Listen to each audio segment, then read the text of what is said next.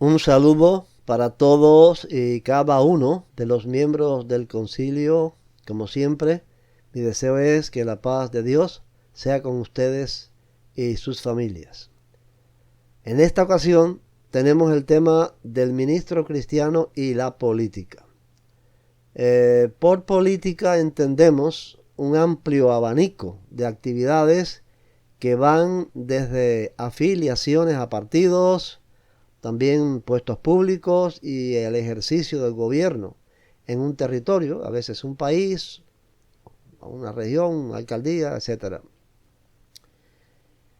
En esta ocasión debiéramos responder primero a esta pregunta. ¿Todas las autoridades políticas están puestas por Dios? Para ser más puntual con mi pregunta, la haría de esta otra manera. Regímenes políticos como el nazismo, el fascismo y el comunismo fueron y son puestos por Dios. En la sección que corresponde a la confesión de fe, en el cuadro del texto enmarcado, hay un breve párrafo que dice lo siguiente. Al establecer el gobierno civil, Dios lo hizo para que fuera un instrumento para ejercer justicia y ordenar la sociedad. Esto no significa que toda autoridad en el mundo es puesta por Dios, pues el hombre en su libre albedrío se ha apartado del bien, pero en la medida en que los gobiernos imparten justicia y establecen leyes para ordenar la sociedad, lo hacen bajo el principio de autoridad establecido por Dios. Esto significa que en sentido general, el principio de autoridad para gobernar a las naciones y establecer leyes en la sociedad fue Dios quien lo instituyó. Y en ese orden general, toda autoridad está puesta por Dios. Sin embargo, junto a eso está el libre albedrío humano. Y este libre albedrío lleva al hombre pecador a establecer gobiernos abusadores y leyes injustas en no pocos casos. Y si bien es cierto que ese gobierno está ahí, con todo y que es abusador y que tiene leyes injustas, porque Dios instituyó un principio de autoridad para gobernar y se lo dio al hombre, no quiere decir que ese dictador nazista, fascista o comunista fue Dios quien lo puso para que gobernara de la manera brutal en que lo hace. Es por su libre albedrío que se comporta de esa manera. Y por hacer un mal uso de la autoridad concedida por Dios al hombre y amparado en la cual este dictador gobierna así, tendrá que rendir severas cuentas ante el Rey de Reyes. El otro asunto importante en este tema está en relación con el comportamiento de un cristiano común viviendo bajo los gobiernos políticos. Lo que se determina en este texto doctrinal, basado en las recomendaciones del apóstol Pablo, es que los cristianos debemos estar sujetos a las leyes civiles.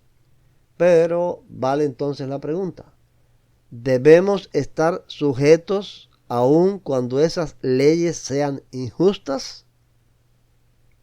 La respuesta sería sí, debemos estar sujetos con una sola excepción.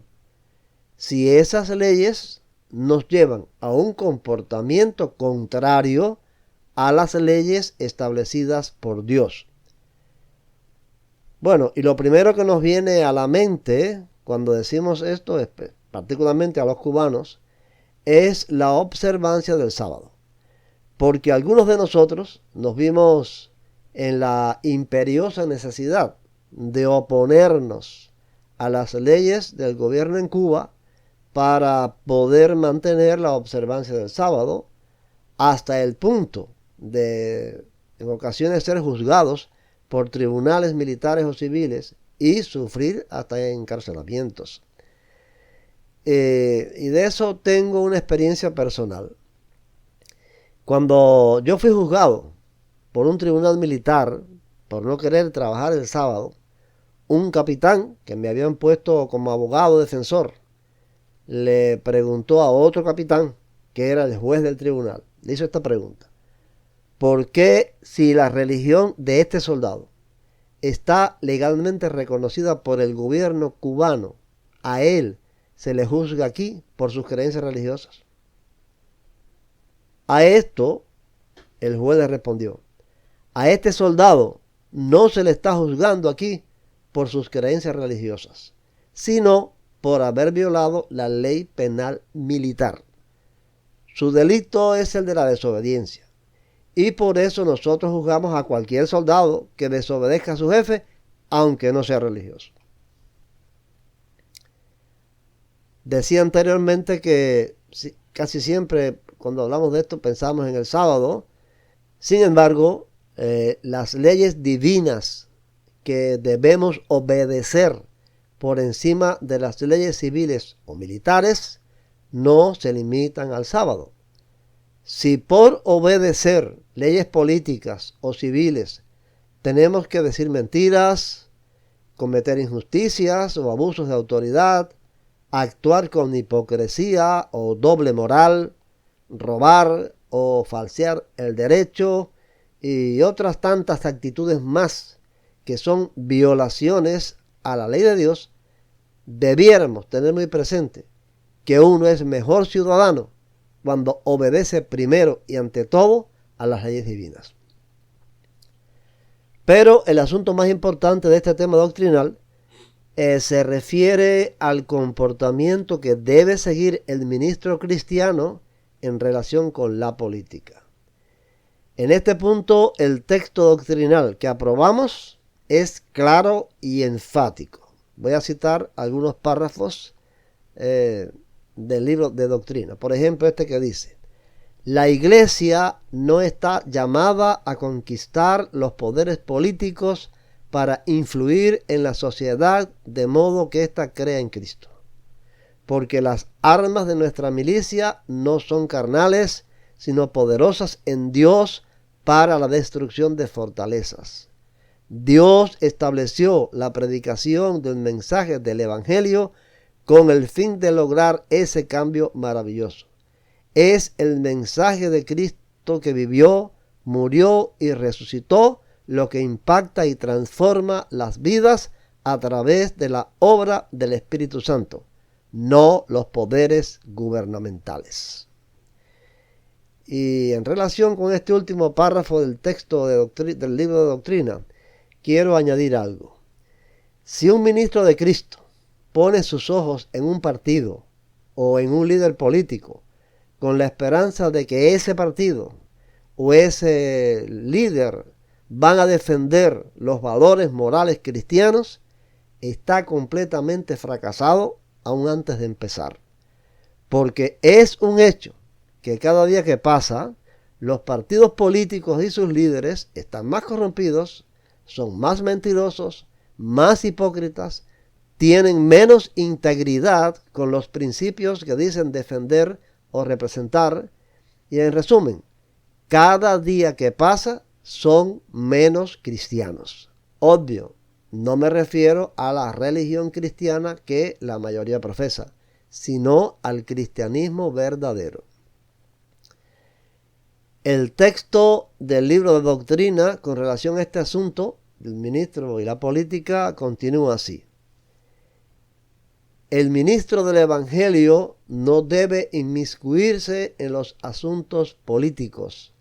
La tarea del verdadero siervo del Señor es contribuir en la satisfacción de las necesidades espirituales del pueblo sin importar la opinión política que tenga. El ministro no debe influenciar a los feligreses bajo su responsabilidad en el momento de votar por algún candidato. Es posible que un ministro esté en desacuerdo con las ideas de algún candidato, o tenga preferencias personales por algún partido en especial. Pero eso no le da autoridad para influir en las mentes de los miembros de la iglesia para que voten por un individuo en especial. El ministro, lejos de influenciar en la mente de los miembros de su iglesia para lograr sus intereses personales, es responsable de educarlos con respecto a este tema, enseñando a la luz de la palabra sobre las virtudes que una persona debe tener en cuanto a la justicia, la verdad, la honradez y la integridad para gobernar, sin señalar a alguien en específico, y dejar a cada uno de los miembros de su iglesia que decida según su juicio cuál es el político que tiene esas virtudes. Muy importante, continúa así el texto, es aceptar el resultado final, independientemente de la persona que haya salido electa. El ministro debe exhortar a la congregación a obedecer a las autoridades, recordando que en ocasiones Dios es quien ha querido que esas personas estén en eminencia. Incluso se debe estimular a la oración en favor de ellos. Bueno, hasta aquí lo que creo es importante puntualizar. De todas maneras, el miércoles podremos abundar más sobre el tema. Que el Señor sea con ustedes y los suyos. Muchas gracias por la atención.